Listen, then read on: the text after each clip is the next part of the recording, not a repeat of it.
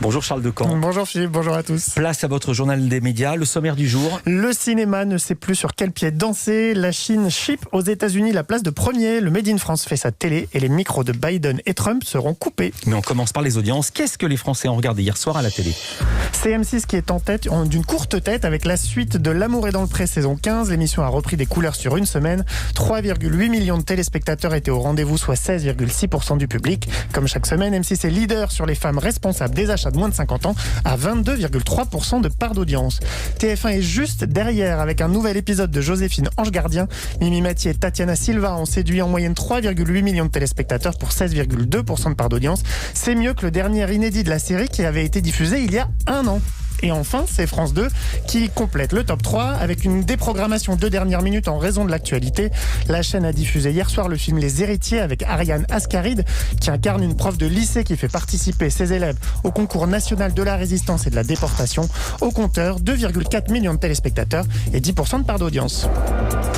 Culture Média. Et on commence ce journal avec le dilemme des distributeurs de films. On en parle depuis la rentrée dans le journal. La plupart des blockbusters américains attendus d'ici la fin de l'année ont vu leur sortie repoussée à 2021. Mais les films français et certains petits films étrangers ont tenu bon. Certains ont même rencontré un joli succès, comme Antoinette dans les Cévennes par exemple. Mais ça, c'était avant l'annonce du couvre-feu. Car qui dit interdiction de sortir après 21h dans les grandes métropoles françaises, dit impossibilité de se rendre dans les salles obscures le soir. Les cinémas ont adapté leurs horaires, mais ça ne résout pas tout. Du coup, les distributeurs sont tiraillés entre la volonté de soutenir les exploitants et donc de maintenir la sortie de leurs films et la nécessité que leurs films trouvent leur public. Donc au final, certains films vont sortir comme prévu et d'autres non. Voilà, absolument. Hier, après un suspense qui a duré tout le week-end, on a eu confirmation que le nouveau film d'Albert Dupontel, Adieu les cons avec Virginie Efira, sortirait bien ce mercredi 21 octobre comme prévu. Selon le Parisien, les chiffres de fréquentation encourageants du week-end y sont pour quelque chose. Le film Miss a même vu sa sortie avancée à ce mercredi, tandis que celle du film d'horreur coréen Peninsula, la suite très attendue du dernier train pour Busan, a été maintenue elle aussi au 21 octobre.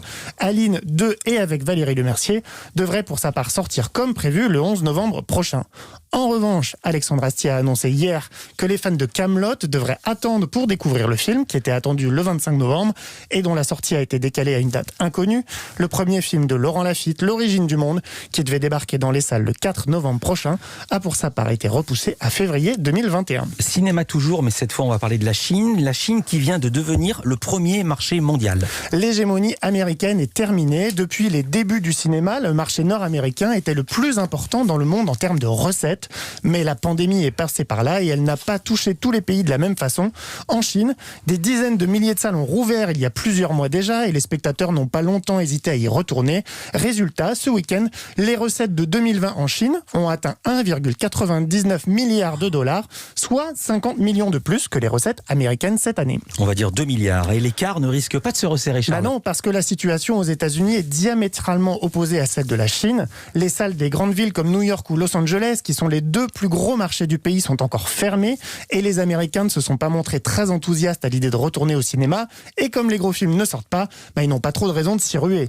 Alors à titre de comparaison, en 2019, les recettes du box-office américain s'étaient élevées à 11,4 milliards de dollars et la Chine était à l'époque loin derrière à 9,2 milliards. On passe du Made in China au Made in France. Public Sénat va mettre en avant les réussites françaises dans une nouvelle émission baptisée Cocorico. Ça commence ce soir à 22h, c'est animé par Yves Gégaud, c'est un homme politique qui avait notamment été secrétaire d'État chargé de l'Outre-mer à la fin des années 2000. C'est un format de 28 minutes.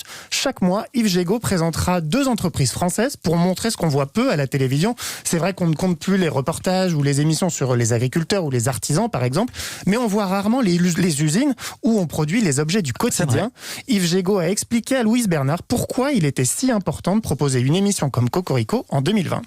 Je pense que le Made in France et la crise de la Covid a révélé combien il était important de pouvoir encore savoir faire des masques, des respirateurs. On a vu combien la perte de notre souveraineté industrielle était douloureuse dans le moment de cette crise, qu'il y a une vraie envie de retour vers le Made in France des consommateurs. C'est écolo d'acheter français parce que c'est un circuit court, le Made in France. Le produit Made in France, il n'a pas fait 10 000 km avant de venir là où il est vendu.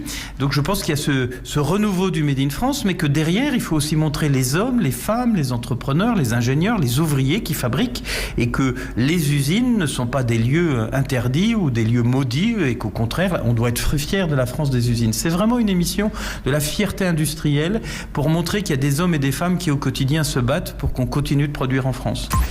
Une émission présentée par un ancien homme politique, ce n'est pas si fréquent que ça. On a demandé à Yves Gégaud comment s'était opérée cette transition. La vie politique que j'ai embrassée pendant de nombreuses années, c'est à la fois agir pour améliorer la vie des gens, mais c'est aussi expliquer. C'est de la pédagogie, c'est quelque part de la médiatisation de l'action publique. La politique mène à tout à condition d'en sortir. C'est ce que j'ai voulu incarner en quittant de moi-même l'Assemblée nationale dont j'étais vice-président il y a maintenant 2 ans, pour me mettre au service des entreprises du Made in France. Et puis, si j'ose dire, effectivement, présenter les choses, interviewer, montrer ces entrepreneurs, c'est quelque chose qui m'intéresse beaucoup. Alors, les téléspectateurs nous diront si ils sont aussi passionnés que je le suis, mais c'est une reconversion heureuse. Au programme de la première émission, une usine créée sous le Second Empire qui fabrique des casseroles et des poêles et qui les exporte dans le monde entier, mais aussi une usine de bus installée en Ardèche. Rendez-vous sur Public Sénat dès 22h. C'est un de nos feuilletons préférés et il continue. Le 2e et dernier débat entre Donald Trump et Joe Biden aura lieu ce jeudi. Et la commission en charge de l'organisation du débat a tranché. Les micros seront bel et bien partiellement coupés pendant l'émission. Il y a 15 jours, le président américain n'avait pas du tout respecté son temps de parole et il avait empêché Joe Biden de s'exprimer au point de voir le démocrate s'emporter. I'm not going to answer the question because the question is radical left. Will you shut up, man? Voilà, will you shut up, man? Est-ce que vous voulez bien la fermer? Alors, pour éviter que ça se reproduise, les règles vont changer. Chaque candidat aura droit à 2 minutes de temps de parole sans interruption au début de chacun des segments de 15 minutes qui composeront le débat. Le micro de l'autre candidat sera coupé, puis rouvert au bout des 2 minutes pour permettre le débat. Dans un communiqué, l'équipe de campagne de Donald Trump a assuré que le président avait l'intention de débattre malgré, je cite, les changements de règles de dernière minute mis en place par la commission partiale qui cherche à avantager son candidat préféré. On reconnaît bien le style de la campagne de Trump. Le président a hâte de forcer Joe Biden, je continue la citation, à répondre à la question que tout le monde se pose. Travaille-t-il, oui ou non, pour le Parti communiste chinois? Ah vraiment, on se l'a posé encore ce matin à la machine à café. Et puis on termine ce journal avec 2 annonces de Netflix. Alors la première, c'est la commande d'un télécrochet consacré au hip-hop français. Le service de streaming va adapter son format américain Rhythm and Flow qu'il a lancé fin 2019. Il s'agit d'un concours de rap dans lequel Cardi B, Chance the Rapper et T.I. avaient pour mission de dénicher la relève du rap américain au fil de 10 épisodes. Pour la version française, Netflix a officialisé son jury, la belge Shay et les français Niska et SCH. 8 épisodes ont été commandés et les 3 artistes partiront dans leur ville natale pour tenter de trouver la nouvelle star du hip-hop. Comme dans The Voice, ils ne seront pas simples jurés mais aussi coachs et d'autres artistes devraient intervenir au fil du processus de sélection. À la clé dans la version américaine, pas de contrat en maison de disque mais un joli chèque de $250 000. Netflix n'a pas encore officialisé la récompense pour la version française. La diffusion est prévue en 2021. Et la deuxième annonce de Netflix? Alors là, c'est une moins bonne nouvelle, c'est celle de l'arrêt de la série Away après une seule saison.